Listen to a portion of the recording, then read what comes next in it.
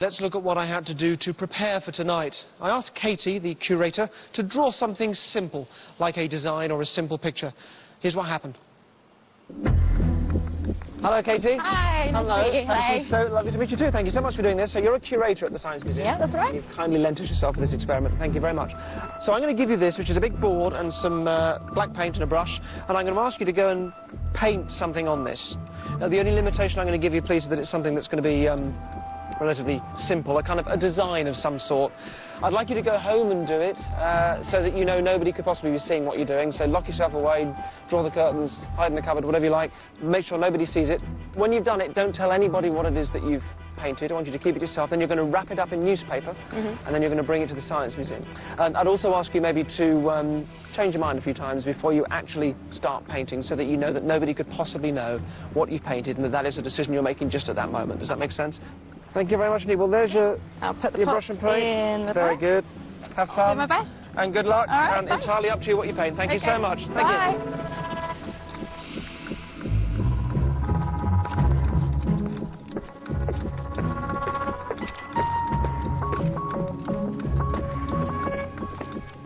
Well, your security guard will give you a hand there.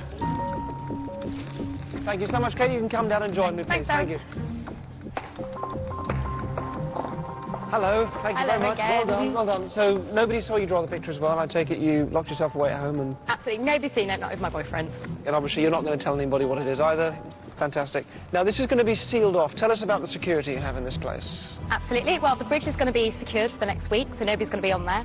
And then the museum has 24-hour security and cameras on all the time, so no one's going to be able to tamper with it in any kind of way. And this, after all, is probably one of the most secure buildings in the country, I would imagine. Absolutely. And that's going to sit there for a week, during which people will be able to come here to the museum and stand here, look at it, and draw what they think it is, to read your mind. Well, here is Katie. Now, Katie's the only person who knows what's there, and she's in an isolation tank in a secret location. Now, she's currently blindfolded, and she doesn't know where she is. But let's talk to her now. Katie, can you hear me? Yeah, hello, Darren. Hello, nice to see you. I know you can't see us. You can take your blindfold off now. Now, you're going to have a bit of a light shining in your eyes, so just be aware. It might take your eyes a little while to adjust. You don't know where you are, do you? I've got no idea where I am. Yeah, I'm sorry about that. This is basically working like an isolation tank, and you being disorientated in this way, not knowing where you are, it actually does make you a little more suggestible, and it'll make your job easier of mentally projecting the thought that you're going to have. So there's a good reason for this, so thank you for bearing with us. Excellent. Now, keeping an eye on proceedings tonight, we have a team of scientists from the museum who are here to make sure that the experiment is all conducted fairly. Hello? Hello?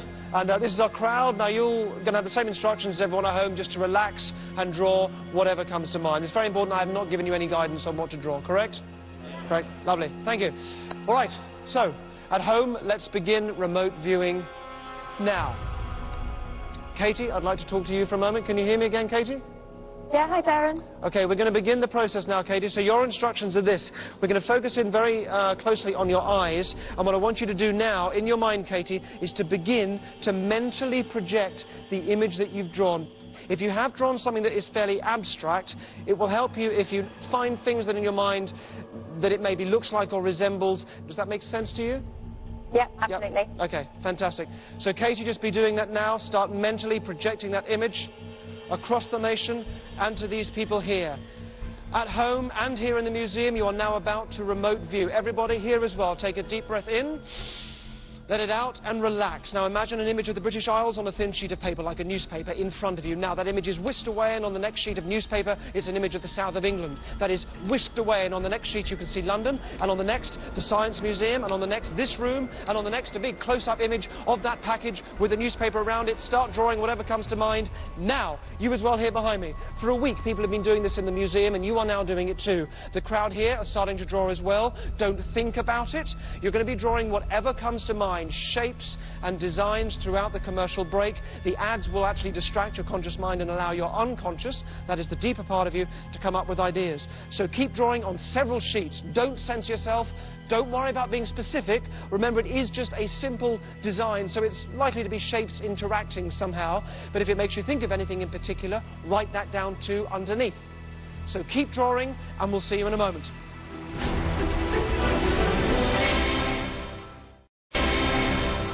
Stop drawing if you haven't already.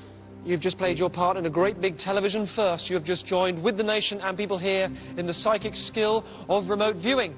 So people here are now bringing up their drawings, and Katie, you can stop concentrating now on your mental image. We're going to turn off your sound just for the moment, so you can't hear us. We will speak to you later. Thank you if you took part. You have all drawn what your unconscious mind has suggested that the picture is, and we have a team of independent adjudicators who will be sorting through the pictures that people have drawn here tonight to see which pictures have come up the most, as well, of course, as those left by visitors here in this glass box over the course of a week.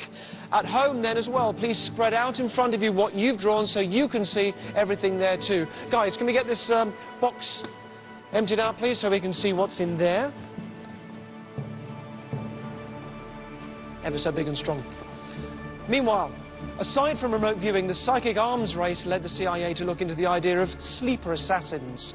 These were innocent people who could be programmed to commit crimes, such as assassinations, without realizing. And I took that as the inspiration for this next piece.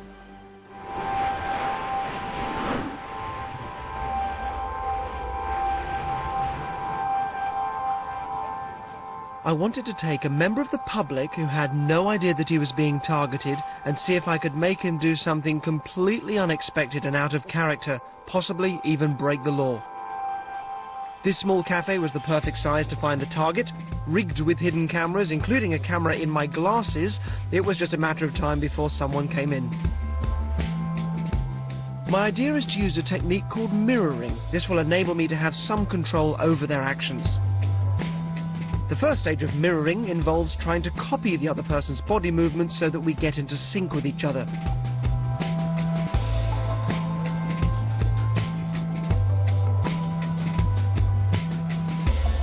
It often takes several attempts before I find the right person. It wasn't her. Once I'm mirroring them, I'll try to lead their actions so that they're copying my actions without being aware of it.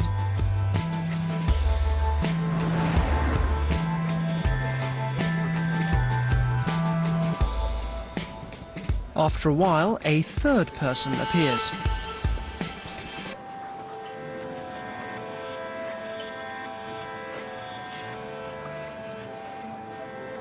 After 20 minutes, I've got this guy in sync with me, so now I'm going to try and lead his actions.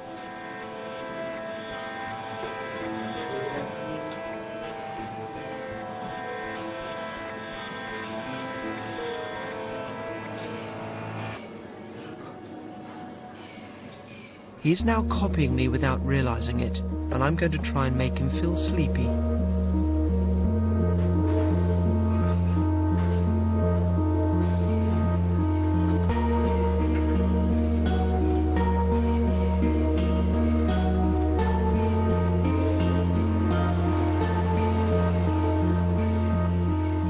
Sleeper agents were used by both sides during the Cold War, the ultimate goal being to control the minds of these agents in order to get them to do something illegal, which is what I'm going to attempt here. There are two things for you to unplug on the TV. The little red girl is your trigger. I pay for his coffee and leave.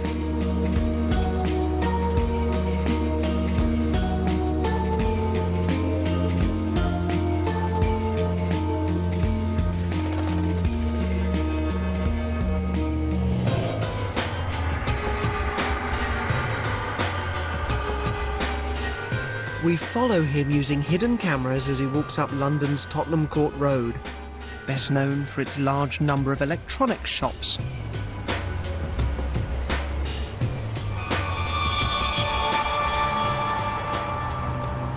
The little red girl is your trigger.